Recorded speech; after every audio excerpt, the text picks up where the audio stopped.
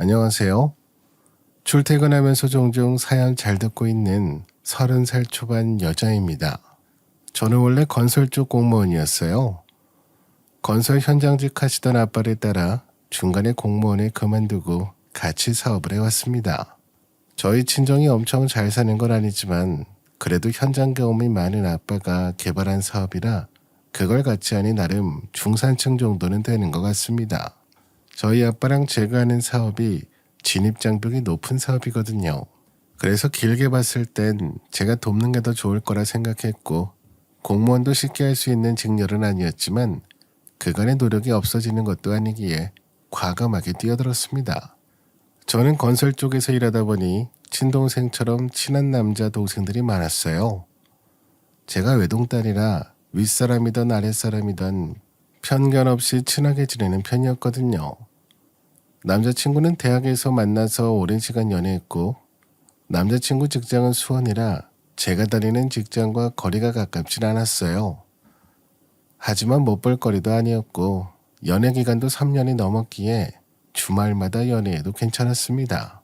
평일에 못 보고 주말에만 보니까 더 애틋한 느낌이 들 때도 있었고요. 그러다가 결혼 이야기가 슬슬 나왔고 저도 3년간 저에게 한결같은 모습을 보여준 이 남자라면 괜찮겠다고 생각했습니다. 남편이 저한테는 참 잘했거든요. 제가 건설 쪽 공무원이었다가 아빠가 하시는 사업 같이 하려고 그만두고 같이 하고 있는 것도 알고 있었으니까요. 저한테만 하는 3년 동안 늘 한결같이 저 같은 사람이 자기를 만나줘서 고맙다고 할 정도였으니까요. 그렇게 예비시댁에 방문했는데 시어머니가 저에게 했던 소리는 제 예상을 완전히 벗어나더라고요. 우리 아들이랑 결혼할 거니까 말은 편하게 할게. 우선 집 걱정은 안 해도 된다. 우리가 이미 너희들 지낼 집을 마련해뒀어. 시어머니 말을 듣고 저는 처음 듣는 이야기여서 난감했습니다. 시어머니의 신혼집 얘기를 들어보니 인천 쪽에 아파트를 하나 마련하셨다고 하더라고요. 시댁은 인천 쪽이라 그 근방에 투자 겸 사놓으셨던 것을 저희 신혼집으로 주실 생각이었습니다. 그걸 듣자마자 이건 아니다 싶더라고요. 그래서 괜히 질질 끌려다니지 말고 바로 말씀드리자 생각해서 신혼집에 대해 솔직하게 말했죠.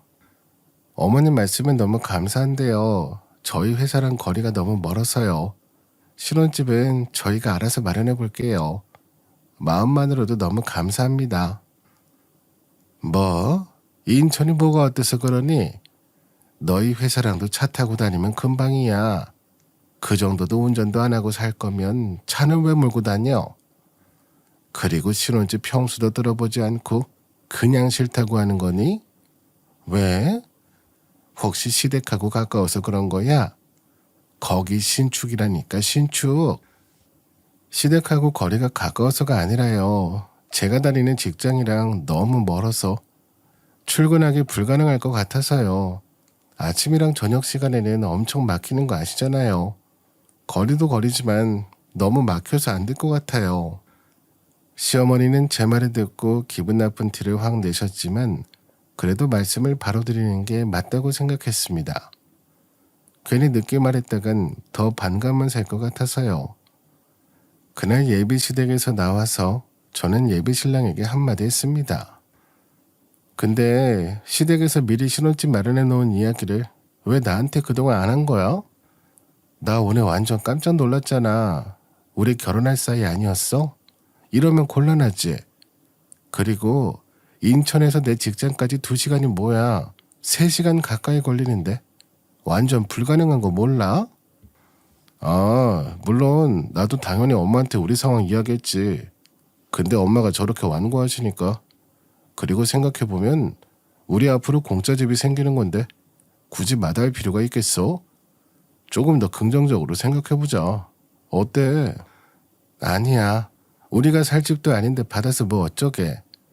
진짜 받아서 아무렇게나 해도 상관없다면 그 집을 팔아버리거나 전세 줘버리고 우리 회사랑 가까운 곳에 신혼집 구하는데 보태고 싶어. 그래도 되는 거면 받고 아니면 얘기도 꺼내지 마. 에이, 그러면 우리 엄마 뒤집어지실 거야. 만나봐서 느낌 오지 않아? 그 집 팔거나 다른 사람 쓰게 하는 건 안 내게 하실 거라서 그냥 우리가 받자. 어? 그럼 당신이라도 이제부터 나처럼 똑바로 해. 어머님이 자꾸 우리 주시겠다고 하면 차라리 전세 놓고 그 돈을 빌려주시라고. 그게 낫지. 알겠어. 화내지 마. 내가 당신이 시킨 대로 엄마한테 한번 잘 말씀드려볼게. 그러니까 화 풀고 우리 결혼 준비하기로 한 거 마저 하자. 식장은 여기가 괜찮은 것 같은데 어때? 내가 여기 뷔페 음식 먹어봤거든. 작년 우리 팀 동료가 여기서 결혼해서 음식이 꽤 괜찮더라고. 그래? 그럼 당신이 조금 더 조사해보고 제일 괜찮은 데 3군데만 추려서 나한테 알려줘. 난 이런 거 하나하나 알아볼 시간 없는 거 알지? 요즘이 제일 바빠. 내년 입찰 사업 공고들 또 떠서 나 서류랑 이것저것 준비할 게 많어. 부탁 좀 할게. 아이, 그럼 당연하지. 당신은 아무 걱정 말고 일에만 집중해. 내가 퇴근하고 나서 틈날 때마다 찾아보고 알려줄게. 나한텐 당신뿐인데 이 정도도 못 해줄까 봐. 그래도 당신이 드레스는 꼭 직접 골랐으면 좋겠어. 물론 내가 같이 가줄 거고. 알겠어. 그냥 가장 무난하게 가도 될 것 같아. 결혼 준비하면서 고를 게 진짜로 많네. 그래도 당신이 잘 챙겨줘서 다행이야. 고마워. 이 정도는 나한테 힘든 것도 아니야. 내가 당신이 말했던 거 우리 엄마한테 잘 얘기하고 결혼 준비도 알아서 착착 잘해볼게. 그럼 드레스 고르는 건 이번 주말로 잡는다. 오케이? 혹시 어머님이 딴소리 하시면 나한테 바로 말해줘. 나도 알고 있는 게 좋을 것 같으니까. 우리 상견례 때 괜히 이상한 소리 하실까봐 좀 걱정되네. 에이, 그럴 일 없을 거야. 나만 믿고 일에만 집중하세요. 그렇게 예비 남편이 예비 시어머니에게 잘 말씀드리겠거니 하고 넘어갔는데 그 이후에 상견례 자리에서도 예비 시어머니가 인천에 마련해 놓은 신혼집 이야기를 또 꺼내서 정말 답답했었죠. 아니, 저희 며느리가 아직 세상 물정을 잘 모르는 것 같아요. 저희가 인천에 신혼집 해준다고 했는데 그걸 마다하려고 하고 요즘이 어떤 세상인데요. 안 그래요? 저희처럼 이렇게 신혼집 턱턱 해줄 수 있는 집이 얼마나 된다고? 안 그렇습니까, 사돈? 어머님, 그때도 말씀드렸지만 저희 회사가 천안에 있어요. 남편은 수원이고요. 인천은 너무 멀어요. 마음은 감사하지만 인천에 들어가 살면 길에서 버리는 시간도 그렇고 기름값도 장난 아닐 거예요. 저희는 저희한테 맞는 집 찾아볼게요.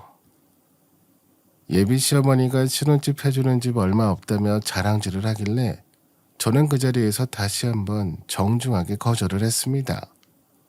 그랬더니 예비 시어머니는 서운한 티를 대놓고 팍팍 내시더라고요. 며느라기 너는 어쩌면 이 시애미 시아버지 마음을 이렇게도 몰라주니. 신축이라니까. 인천에 있어야 우리랑도 가깝고 우리가 종종 너희 무슨 일 생기면 도와주고 할 거 아니야. 또 애를 낳으면 내가 잘 돌봐줄 수도 있고. 안 그러니? 다 우리가 깊은 뜻이 있어서 그런 거다. 거절만 하지 말고 다시 한번 생각해봐. 사돈, 이러지 마시고 저희가 애들 신혼집 해주면 어떻겠습니까? 저희가 마련해 줄 테니 부담감과 노여움을 좀 푸셨으면 합니다. 인천집은 사돈께서 노후자금처럼 사용하시거나 세를 주고 저희 애들 결혼자금으로 보태주시면 어떨까요? 어머, 사돈께서 애들 지불해 주신다고요? 그렇다면 저희야말로 마다할 건 없죠. 그 말 정말이죠? 사돈, 너무 든든한데요. 네, 그럼 그렇게 알고 저희가 애들 신혼집 어디가 좋을지 좀 알아보고 구해주도록 하겠습니다. 그러면 문제 없는 거죠? 사돈께서도 저희 딸 예쁘게 봐주시고 신혼집 마련해 주시려고 하신 것일 텐데 상황이 이렇다 보니 마음만 감사히 받도록 하겠습니다. 이 과정을 지켜보던 저희 친정아빠가 결국 나서게 됐고 친정아빠가 신혼집을 해준다는 소리에 시어머니 표정이 확 풀리시더라고요. 저희 엄마는 상견례 자리에서는 아무 말씀 안 하셨고요. 저희가 친정집으로 돌아오자 저희 엄마는 예비 시어머니가 너무 속물같이 바라는 것 같다면서 이 결혼 다시 생각해보는 거 어떠냐고 하시더라고요. 저희 엄마는 중견기업에서 인사 업무를 맡아서 하셨거든요. 그래서 사람들에 대해서 잘 파악하시는 편입니다. 저희 엄마는 그래서 친한 단짝 친구랑 같이 부동산 소개해주는 업자한테 갔다가 단번에 사기인 걸 알아차리고 그만두라고 해서 날릴 뻔한 돈을 지킨 적도 있었거든요. 이런 저희 엄마의 말을 들으니 살짝 흔들리긴 했습니다. 저도 저희 예비 시어머니가 그렇게 탐탁치만은 않았으니까요. 근데 저희 아빠는 아무리 예비 시어머니가 속물 같아도 어차피 같이 살 것도 아닌데 우리 딸만 괜찮으면 상관없다고 제 편을 들어주셨습니다. 물론 저도 엄마의 촉과 말씀을 존중하지만 사실은 저희 아빠랑 같은 생각이었거든요. 어차피 신혼집도 저희 집에서 해주고 하면 예비 시댁에서 더 이상 큰 소리 내거나 저한테 이래라 저래라 못할 거였으니까요. 그리고 예비 남편이 저한테 정말 잘해주는 사람이기도 했고요. 제가 귀찮아할 만한 일들은 도맡아서 척척 해결해주니까 편했고요. 제가 예비 남편과 만나기 전에 만났던 사람들은 그렇게까지 세심하고 잘 챙겨주진 않았거든요. 그래서 예비 남편이 사업하는 만큼 잘 벌지 못해도 성실하고 다정한 모습과 인성 하나만 보고 결혼에 결심한 거였습니다. 저랑 아빠랑 그렇게 이야기를 하니까 그제서야 저희 엄마가 조금 못마땅해 하면서 제 고집은 못 꺾으니 알아서 결혼 준비 잘하라고 하시며 그렇게 넘어갔습니다. 그렇게 저희 친정엄마 아빠의 도움으로 천안 쪽에 신혼집을 알아보려고 했더니 예비 시어머니가 또 난리법석을 떨었죠. 하나하나 트집 잡으며 툴툴거리는데 정말 떼쓰는 어린애가 따로 없더라고요. 뭐? 천안? 지금 우리 아들이랑 우리랑 완전히 떨어뜨려 놓으려고 이러는 거야? 우리랑 아들이 너무 멀게 살게 되는 건 싫다. 우리 아들을 뺏어가려고 신혼집을 너희 친정 가까이 해주신다고 한 거냐? 이건 아니지 아니야. 난 절대로 허락 못한다. 천안에 구하는 건 저도 남편도 회사 다니기 편해서 그런 거예요. 어머님 자꾸 그러시면 저희 친정에서도 도움 안 받고 저희 힘으로 신혼집 구해보도록 하겠습니다. 그러면 문제 없는 거죠? 당신 그거 진심이야? 엄마, 내가 천안 살면 수원 회사 가기도 괜찮아요. 인천에서 살 때랑 별 차이 없어. 친정에서 해주는 거 안 받으면 우리 엄마 또 서운해할 거잖아. 아니에요? 그렇다고 이렇게 바로 신혼집 해주는 거 취소한다고? 천안이 아니라 다른 곳에 구해주면 되는 거 아니냐? 천안은 너무 속셈이 보이잖아, 속셈이. 내 말이 뭐 틀린 거 있어? 속셈 같은 거 없어요, 어머니. 저희 엄마 아빠 그런 분 아니세요. 시댁에서도 신혼집 안 받고 저희 친정한테서도 신혼집 안 받고 저희 힘으로 구하면 되는 거잖아요. 까짓거 대출 받으면 되죠. 뭐가 문제인 건가요? 이제 더 이상 논란은 없는 거죠? 그렇게 알고 있겠습니다. 그래서 이도저도 아닌 듯하니 결국 양가 부모님 도움을 받지 말고 신혼집을 구하자고 남편에게 말했습니다. 시댁이든 친정이든 신혼집은 저희 힘으로 해결하겠다고 받지 않겠다고 공식적으로 말했고요. 저희 친정엄마랑 아빠는 괜찮겠냐고 다시 되물으셨지만 차라리 아예 도움을 안 받는 게 나중을 생각하면 훨씬 편할 것 같다고 하면서 거절을 했습니다. 친정아빠는 그래도 사돈 쪽에서 안 좋게 생각할까봐 걱정이 된다 하셨지만 저희 엄마는 이 기회에 어떻게 나오나 한번 보는 것도 좋지 않겠냐면서 저희 하고 싶은 대로 하라고 하시더라고요. 그래서 저희 친정 쪽에서도 저희 신혼집 문제는 더 이상 지원하지 않는 것으로 결론이 났습니다. 이렇게 해결하면 조용해질 줄 알았는데 예비시댁 쪽에서는 자꾸 이상한 쪽으로 이야기를 하기 시작하더라고요. 어느 날 저에게 대뜸 연락해서 부르시더니 갑자기 의심하는 말을 하셨습니다. 어머님, 무슨 일로 갑자기 이렇게 연락 주신 거예요? 제가 마침 시간이 비어서 어머님께 오긴 했는데 이렇게 평일에 갑자기 부르시면 못 가는 경우가 다반사예요. 제가 사업을 하는 사람이지만 회사원처럼은 아니어도 오히려 더 바쁠 때가 많거든요. 앞으로는 삼가주시면 좋겠습니다. 아, 그건 됐고, 너희 친정 부모님 경제 사정이 솔직하게 어떤 상황이냐? 집을 사준다고 했다가 취소했다가 이러는 경우가 대체 어딨어? 너랑 너희 친정 부모님이랑 짜고 사주지도 못할 천한 신혼집 얘기한 거 아닌가 해서 말이다. 집 사줄 능력이 확실히 되긴 하는 거야? 이런 건 거짓말하면 안 되는 거 알지? 제가 공무원 그만두고 저희 아빠랑 건설사업 하시는 건 아시죠? 저희 결혼한다고 해서 저희 회사 친한 직원들이 저한테 TV, 냉장고, 심지어 식기세척기까지 이것저것 선물해 주시는 거 보고 어머님이 뭐라 하셨는지 기억하세요? 저희 회사 규모가 큰 거 같다고 좋아 보인다고 하셨잖아요. 뭐 어떻게 더 증명을 해드려야 될까요? 아니 이게 애초에 증명이 필요한 일인가요? 아니면 아니라고 말하면 되지. 너는 성질머리가 그게 뭐냐? 뭐 찔리는 게 있으니까 이렇게 발끈하는 거 아니야? 바른 대로 말해라. 믿기 싫으면 믿지 마세요 어머니. 저도 더는 드릴 말씀이 없네요. 그냥 보이는 그대로거든요. 근데 저희 집안에 자꾸 의심이 들면 의심을 하시면 되겠네요. 저는 숨기는 것도 없고 의심한다고 해서 그 의심을 하나하나 풀어드리고 있을 만큼 한가한 사람도 아니라서요. 저희 아빠는 엄마랑 만날 때 원래 서울에서 무역회사를 다니셨습니다. 아빠가 엄마한테 반해서 쫓아다니다가 결혼에 성공했고 다니던 회사는 결혼은 얼마 되지 않아서 부도가 나버렸죠. 저희 집 가장으로서 저와 엄마를 책임져야 됐던 아빠는 일찍부터 건설 현장 일에 뛰어들었습니다.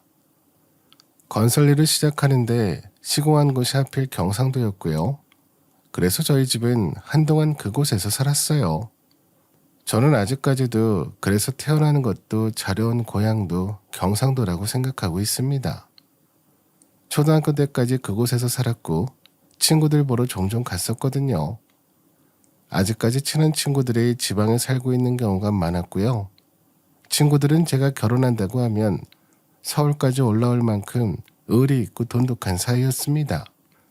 지방에서 알고 지낸 동네 사람들도 결혼 소식을 알리면 당연히 올라와 줄 만큼 막역했고요.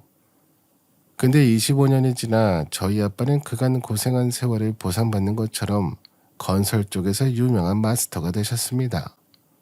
저는 어릴 때부터 아빠의 영향을 많이 받아서 건설 쪽 공무원으로 취직했지만 아빠가 건설 쪽 사업을 시작하면서 제가 공무원으로 있는 것보다는 옆에서 돕는 게 제일 좋겠다고 저희 엄마께서도 말씀하셨고 저도 생각이 같아서 공무원을 그만뒀죠. 공무원 때보다는 돈도 많이 벌고 아빠랑 같이 일할 수 있어서 정말 만족하며 일하고 있었고요. 오래 하다 보니 공공사업 입찰이나 사업 따오는 거에서 서류 작성 및 관리를 하는 데 큰 도움이 됐습니다. 공무원으로 일할 때랑은 다르게 사업하는 입장에서 혹시나 나이 어리고 여자인 저를 존중해주지 않으면 어쩌나 걱정하기도 했었어요. 근데 괜히 걱정했다고 싶을 정도로 아빠의 사업장에서 일하는 분들은 대부분 저를 잘 따르고 저와 돈독하게 지냈습니다. 저의 예비 남편도 이런 부분을 잘 이해해줬고 어려운 건설일 척척해내는 저를 대단하다고 칭찬해주기도 했어요. 가끔 저희 사업장에 예비 남편이 와서 일하는 사람들이랑 사이좋게 지낼 정도였으니까요. 좋게 지내는 게 나쁠 건 없으니 저도 당연히 좋았고요. 제가 우리 아빠 딸이라서가 아니라 같은 동료로서 같이 일하는 사람들이 제가 결혼할 거라고 하니까 혼수로 쓸만한 가구를 여러 개 선물해 줬습니다. 그걸 보더니 예비 시어머니는 제가 일하는 회사 규모가 큰 것 같다고 좋다면서 축하받을 사람이 많아서 좋다고 엄청나게 좋아하셨거든요. 아무리 그래도 너희들 신혼집이 장난도 아니고 천안에 신혼집을 해준다고 했다가 아니라고 했다가 이러는 모습이 나는 영 신뢰가 안 된다. 입장 바꿔서 생각해봐라. 네가 나라도 신뢰가 안 가지 않겠어? 아까도 말씀드렸다시피 어머니 마음대로 생각하세요. 확실히 말씀드릴 수 있는 건 제가 알기로 저희 집이 시댁보다는 자산 규모가 훨씬 크다는 거거든요. 신뢰가 안 가신다면 마음껏 조사해 보셔도 좋고요. 제가 증명까지 해드려야 될 의무까지는 없는 것 같네요. 그럼 전 바빠서 이만. 그렇게 바쁠 때 저를 불러 떼쓰는 어린애처럼 저희 집 경제 능력이 의심된다고 하는 예비 시어머니를 뒤로하고 저는 얼마 남지 않은 결혼을 준비하러 갔습니다. 그렇게 결혼 준비를 하던 중 저희 친정아빠 건축 사업에서 큰 경사가 일어났어요. 지방 쪽에서 상주하면서 해야 되는 아주 큰 규모의 프로젝트 제안이 통과된 것이었죠. 저와 아빠 그리고 친한 일 같이 하는 동료들은 너무나 기뻐했고요. 저랑 저희 아빠 고향이 그곳이니까요. 엄마만 서울 사람이고요.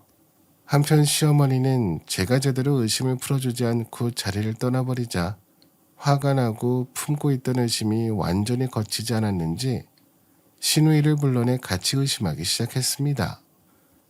그렇게 떳떳하면 뭐 자산 규모라도 알 수 있게끔 뭐라도 보여주고 친정 엄마 아빠 통장 잔고라도 보여주면 될 것 아니냐. 근데 자기는 그렇게 증명해줄 시간 없다면서 쌩 하고 가버리는 거 있지 않니? 참 어이가 없어서. 아무래도 수상하지 않냐? 너희 오빠 이대로 결혼시켜도 될지 모르겠어. 예비 며느리 집안 형편이 의심스러워서 이거 원. 그러게 엄마, 이거 너무 수상하다. 요즘 결혼 전에 자기 가족 스펙을 속이는 사람이 많다고 하더라고. 떳떳하고 당당하면 밝히면 될걸. 계속 빼는 게 아무래도 수상하잖아. 그렇지 않아? 그럼 어떻게 해야 속이는지 안 속이는지 알아볼 수가 있겠냐? 뭐 좋은 수라도 있어? 너희 오빠 장가 잘못 보내면 나 억울해서 못 산다. 진짜 확실한 방법이 필요한데. 엄마, 내가 다 생각해 놓은 게 있지. 내가 알려준 대로 꼭 해봐. 알겠지? 그러면 다 밝혀줄 테니까. 그게 어떻게 하면 되냐면. 그리고 며칠 뒤 시댁에서 불러서 가보니 예비 시어머니는 제 앞에 못 보던 명함 5장을 건네시더라고요. 어머니 무슨 일로? 이거 다 뭔가요? 무슨 명함을 5장이나 주세요. 그거 청첩장 인쇄해주는 업체들 명함이야. 니들 웨딩 플래너가 뭔가 하는 사람이 청첩장도 해준다고 하던데 그러지 말고 내가 소개해주는 업체들한테서 해라. 알겠지? 꼭 그럴 필요가 있을까요? 웨딩 플래너한테 한꺼번에 맡기면 나중에 수정도 쉽고 편하고 비용도 더 저렴해서 효율적일 텐데요. 여기 뭐 아시는 업체분들이세요? 아니 그래서 청첩장은 몇 장이나 뽑을 거야? 웨딩 플래너 말고 청첩장은 꼭 내가 아는 준명함에서 골라서 해라. 바로 말씀드리긴 어려운데요. 집에 가서 부모님과도 이야기를 해보고 남편이랑 상의도 해봐야 대략적인 장수를 말씀드릴 수 있을 것 같아서요. 근데 청첩장은 왜 그러시는 거예요? 그건 알 거 없고 일단 알겠다. 그럼 집에 가서 얘기해보고 꼭 나한테 몇 장 하는지 말해라. 꼭이다. 그랬더니 시어머니도 알겠다며 일단 물러나는 것처럼 보였습니다. 근데 집에 와서 혼자 아무리 생각해봐도 청첩장을 몇 장 뽑는지를 놓고 시댁에서 이래라 저래라 하면서 뭐라고 한다는 게 제 상식으로서는 도저히 이해가 되지 않았어요. 그래서 주변에 결혼한 언니들에게 연락해서 상황을 물어봤죠. 언니, 청첩장 놓고 원래 시댁에서 말이 많아요? 몇 장 뽑을 건지 집요하게 물어보시는데 웨딩 플래너한테 맡기지 말고 꼭 자기가 명함 준 곳에서 하라고 하면서 몇 장인지 말하라고 하더라니까. 난 정말 도무지 모르겠어요, 언니. 청첩장이 왜? 요즘은 메신저로 많이 보내기도 하잖아. 종이를 따로 보는 건 이제 별로 없지 않나? 너희 시댁이 좀 많이 유별난 것 같은데. 그렇죠. 근데 언니는 청첩장 몇 장이나 했어요? 몇 장 할 거냐고 물으니까 갑자기 좀 막막해서 모바일로 보낼 건데 꼭 많이 해야 되나 싶기도 하고요. 나는 웨딩 플래너가 200장 최소 발행이라고 해서 나는 200장으로 했는데 그마저도 나는 다 못 돌려서 30장이나 남았었어. 근데 이것도 다 집안마다 차이가 있다. 내 친구는 400장 했는데 부족하게 준비했다고 양가에서 한 소리씩 들었다 하더라고. 다 사람마다 다르듯이 집안마다 다르니까 꼭 양가 부모님이랑 상의해서 청첩장 뽑아. 아, 그래요? 하긴 몇 명 올지 나랑 남편 그리고 집안에서도 몇 명 오는지 미리 파악할 필요가 있겠네요. 고마워요, 언니. 남편한테 먼저 물어봐야겠다. 저는 그래서 예비 남편에게 연락해서 오늘 있던 일과 함께 청첩장 수에 대한 예비 남편의 의견을 물어봤습니다. 오늘 어머님이 다짜고짜 부르셔서 청첩장 웨딩 플래너 통해서 하지 말고 자기가 소개해주는 곳에서 하라면서 청첩장 몇 장 할 거냐고 하시더라고. 당신은 청첩장 몇 장 할 생각이야? 200장 정도면 되려나? 200장이 최소 수량이던데. 글쎄. 그래도 200장은 부족하지 않으려나? 어차피 그거야 엄마가 해준다 했으니 나는 잘 모르겠는데. 나한테는 몇 장 할 거냐고 따로 불러서 묻더니 당신한테는 어머님이 알아서 해준다 하셨다고? 뭐야 진짜로 우리 친정에서 생각하는 장수를 물어보려고 그러신 건가? 그래, 우리 집은 뭐 엄마랑 아빠가 예상하시는 대로 하면 되는데 당신 집에서는 얼마나 필요한지 모르니까 그래서 따로 부르셨나 보다. 그런가?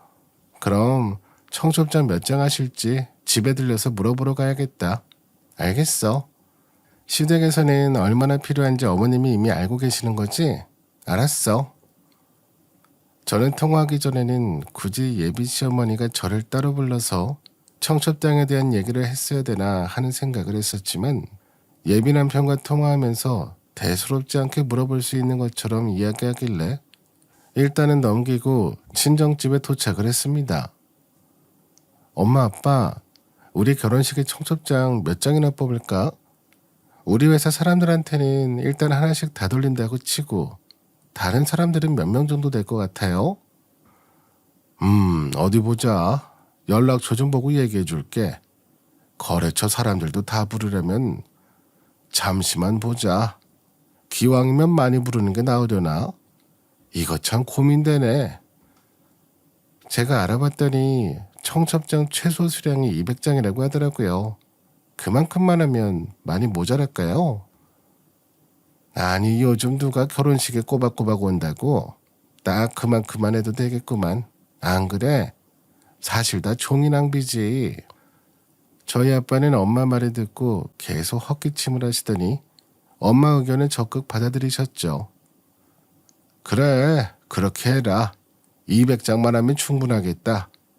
뭐 부족하면 문자로 보내면 되고 하지. 꼭 종이로 줄 필요가 뭐가 있어. 그래서 저는 알겠다고 말씀드렸고 저희 집은 최소 수량인 200장만 하는 걸로 하겠다고 결론을 지었습니다. 다음날 예비 시어머니가 저를 다시 불렀고 예비 시댁으로 찾아가서 청첩장 이야기를 마무리 지으려고 했어요. 원래 그날은 친정아빠랑 예비 남편이랑 셋이 만나서 결혼식장에 대해 이야기하려고 했는데 하도 예비 시어머니가 급하다면서 계속 불러대더라고요. 그래서 저만 따로 예비 시댁에 와서 청첩장 이야기부터 끝내려고 했던 것이었죠. 근데 제가 200장 얘기를 하자 예비 시어머니가 눈을 크게 뜨고 화들짝 놀라며 저한테 이렇게 말하더라고요. 뭐? 겨우 200명? 너 개혼이라고 하지 않았니? 너희 친정집에도 하나잖아. 근데 200명밖에 못 부른다고? 이게 말이 되니? 그러자 옆에서 시누이까지 거들면서 이렇게 말하는 겁니다. 결혼 준비부터 하객수까지 새언니네 집 정말 사업하는 집안 맞아요? 혹시 망한 거 아니에요? 안 망했으면 신혼집부터 구해와봐요. 저는 갑자기 돌변하는 시어머니와 시누이 태도에 대체 이게 무슨 상황인가 어이가 없었습니다. 마치 둘이 짝이라도 한 것처럼 굴었기 때문이죠. 저를 의심하려고 덫을 놓은 사람들처럼요. 무슨 소리세요?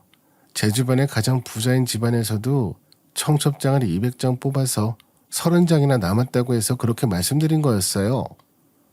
그렇게 많이 청첩장 뽑는 게 소원이시면 한 500장 뽑으세요. 그리고 아가씨, 지금 저희 집 사업하는 집안 맞냐고 감히 의심하는 거예요. 나 참 기가 차서. 근데 제 말을 듣고 시어머니가 한숨을 푹 쉬더니 의심이 확신으로 바뀌었다면서 시누이랑 같이 말도 안 되는 말로 억지를 부리는 겁니다. 네, 그럴 줄 알았다. 역시 청첩장 숫자에서 그냥 다 티가 나는구만. 하객 숫자가 이렇게 적은 걸 보면 너 이 집안 꼴 뻔한데 뭐하러 우리가 돈까지 써가며 결혼시키냐? 신혼집은 부족한 너희 쪽에서 해와야지. 맞아요, 새언니. 그러는 거 아니에요. 우리가 허술해 보였어요. 미안하지만 요즘 집안 사정이랑 하객들 다 속이는 사람 많다고 해서 좀 의심을 했는데 그 의심이 진짜였나 봐요.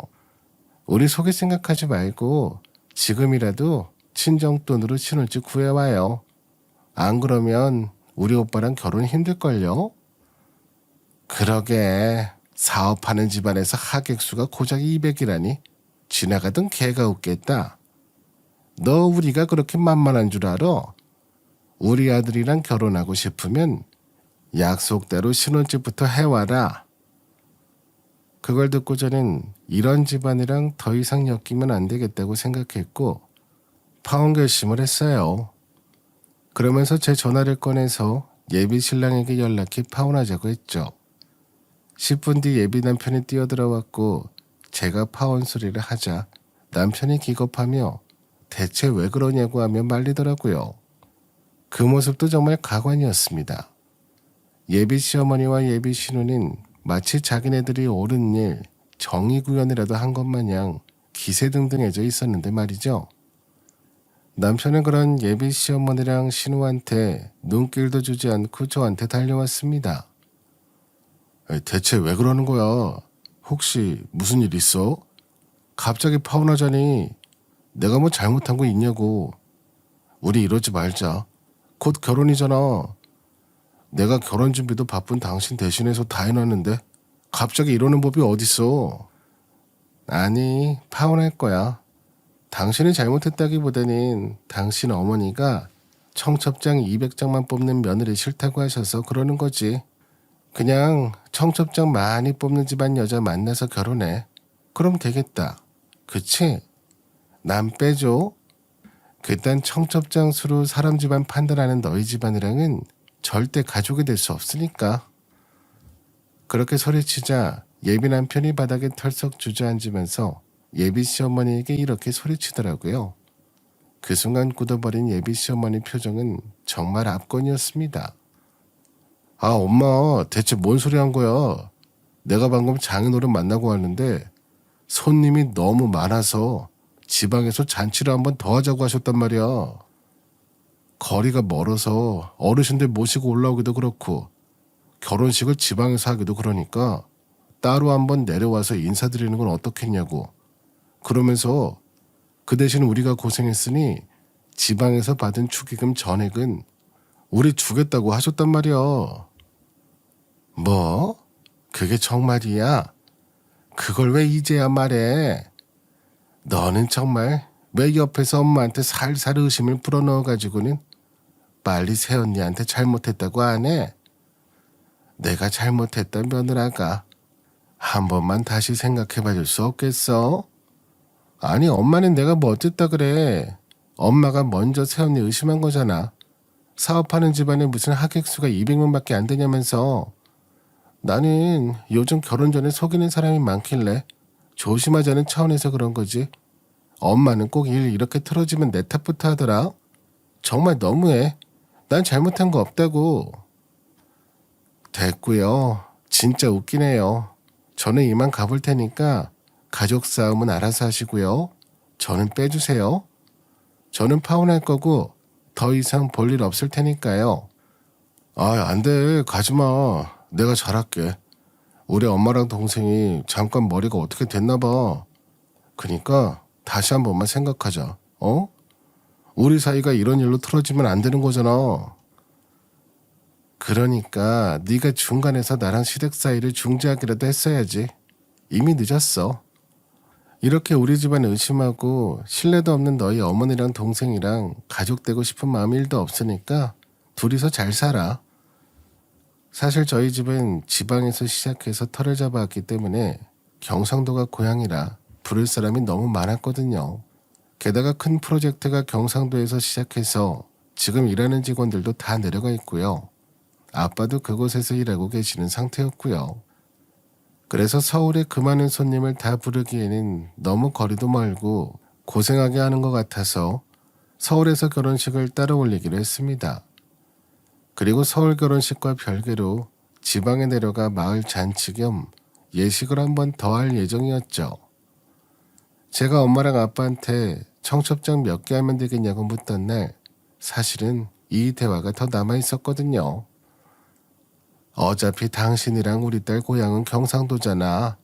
거기에서 마침 큰 건 맡게 돼서 전부 내려와 있는데 서울 결혼식에 그 많은 사람을 오게 하려면 고생이잖아. 그냥 지방에서 따로 예식 잔치 하면 되는 거 아니야? 아, 그러면 되겠네. 역시 당신은 똑똑하다니까. 청첩장은 최소 수량으로 하자꾸나. 그러면 나야 당연히 찬성이지. 우리 고향에 가면 꼭 청첩장 따로 안 만들어도 되잖아. 동네 사람들은 어차피 다 올 텐데. 그러니까 서울 결혼식은 서울에 사는 사람들 거래처에다가만 돌려. 그게 낫지. 내일 당신이 서서방 만나서 결혼식장에 관해 얘기한다고 했지? 이 얘기도 그때 같이 하면 되겠네. 친정아빠랑 엄마가 양가 도움 안 받고 신혼집 구하는 저희를 생각해서 거기서 나온 축의금 모두를 우리에게 주겠다 하셨는데 무개념 예비 시어머니와 예비 시누이가 그것도 모르고 우리 친정집 하객수가 적다고 개무시하면서 원래 해주겠다고 했던 신혼집마저 먼저 취소했잖아요. 이걸 보고도 가만히 있으면 안 되는 거라고 생각했습니다. 그래서 저는 모든 것을 다 물거품으로 만들 수밖에 없었고요. 날로 먹으려 해도 정도가 있잖아요. 저희 집안이 그동안 얼마나 고생해서 지금의 이 자리까지 왔는데 절대 거지 같은 예비 시댁과 나눌 수 없었습니다. 제가 이혼하자고 해도 계속 예비 남편이 납득을 못하면서 다시 생각해보자고 하길래 예비 남편한테 그동안 시어머니와 시누이가 저에게 뱉은 망언들을 이야기해줬습니다. 우리 엄마랑 동생이 자기네 집안 의심했다는 말했다며. 그건 알겠는데 그렇다고 우리가 헤어진다는 게 말이 돼? 이제 결혼식도 얼마 안 남았잖아. 이대로는 나 절대 그만 못 두겠어. 다시 시작하자. 그건 없던 일로 해주면 안 될까? 지금 예비 시어머니랑 신우가 나한테 무슨 말 했는지 제대로 듣고서 그런 말 하는 거야? 대충은 알아들었어.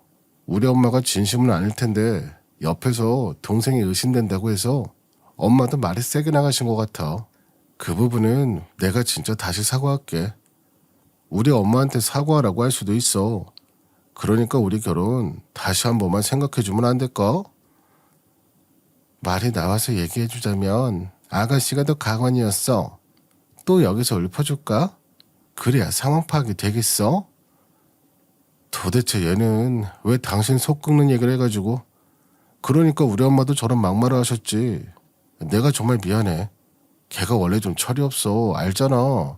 우리 3년 동안 만나온 시간 결코 가벼운 시간 아니었다고 생각해. 내가 엄마랑 동생은 정말 이제부터라도 단둘이 잘 칠게. 네가 싫다고 하면 우리 엄마랑 동생이랑 연 끊고 살 테니까 제발 내가 이렇게 빌게.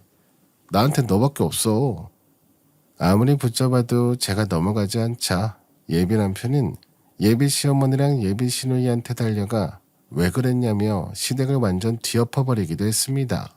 그리고 저한테 자꾸 와서 예비 남편이 붙잡았지만 저는 계속 시어머니와 시누이가 저희 친정집 재산 노리며 저를 자꾸 괴롭히고 성가시게 할 게 눈에 보여서 결혼을 엎어버린 거여서 절대 뒤집을 생각은 없었습니다.